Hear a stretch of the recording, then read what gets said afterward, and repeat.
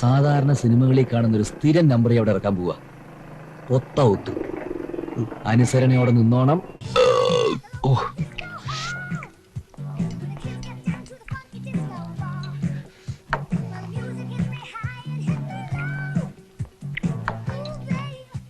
Sir, ഇനി എന്തെങ്കിലും അടപ്രസവം കിട്ടുമോ?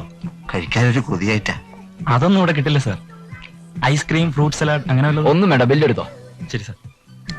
എന്തെങ്കിലും വേണമെങ്കിൽ ഇപ്പൊ മേടിച്ച് കഴിച്ചോളണം. ഇനി ഇതേപോലത്തെ ഭക്ഷണം അടുത്ത കാലത്തൊന്നും കിട്ടിയെന്ന് വരില്ല. മതിയായി, അതുകൊണ്ടാ.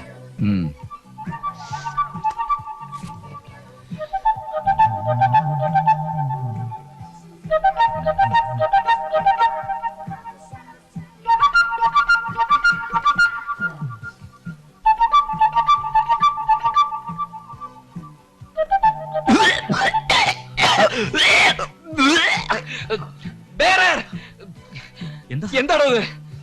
മനുഷ്യനെ കഴിക്കാൻ വെച്ചിരിക്കുന്ന ആഹാരത്തിൽ ഇത് എന്താണെന്ന് സാറൊന്ന് പതുക്കെ പറയും. എന്തിന് പതുക്കെയാക്കണം? 4 പേര് അറിയട്ടോ. രാമേന്ദ്ര, കുഞ്ഞുകുട്ട നീ മിണ്ടിപ്പോരുത്. ആഹാ, കയ്യിലുള്ള കാശ് തന്നിട്ട് പാറ്റയും പൂച്ചയും ഇടാൻ വിഷാംശം കലർന്ന ഭക്ഷണം കഴിക്കണമെന്നോ? I will complaint. ഫുഡ് ഇൻസ്പെക്ടറുടെ പേരിൽ ഒരു ഓഫീസുള്ള കാര്യം നിങ്ങൾക്കറിയാമോ? രാമേന്ദ്ര, നീ മിണ്ടാതിരിക്കും കുഞ്ഞുകുട്ട. രണ്ടിലൊന്നും അറിയാമല്ലോ. ആഹാ, എന്തോ ചോദിച്ചിട്ടും താ കുന്തം വിഴുങ്ങി പോലെ നോക്കി നിൽക്കുന്നത്. നിങ്ങളാണ് ഇവിടുത്തെ മാനേജർ. എന്താണ് മിസ്റ്റർ പ്ലേറ്റ് കിടക്കുന്നത്? ആളെ കൊല്ലാൻ വേണ്ടിയാണ് നിങ്ങൾ റെസ്റ്റോറന്റ് നടത്തുന്നത്. നാളെ നിങ്ങൾ കിടക്കുന്നത് പാമ്പിനെ വരെ ഇടൂല്ലോ മിസ്റ്റർ. സോറി സർ, നമുക്ക് സംസാരിക്കാം. നമുക്ക് ഇവിടെ വെച്ച് സംസാരിക്കണ്ട. നമുക്ക് ഫുഡ് ഇൻസ്പെക്ടർ ഓഫീസിൽ വെച്ച് കാണാം.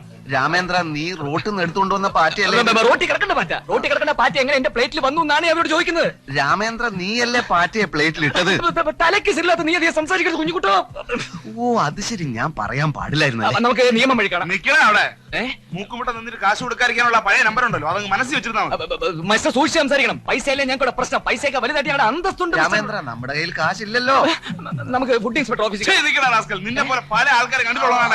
രാമേന്ദ്ര, കൊണ്ടുവരുന്ന കുറച്ച് പണിയുടെ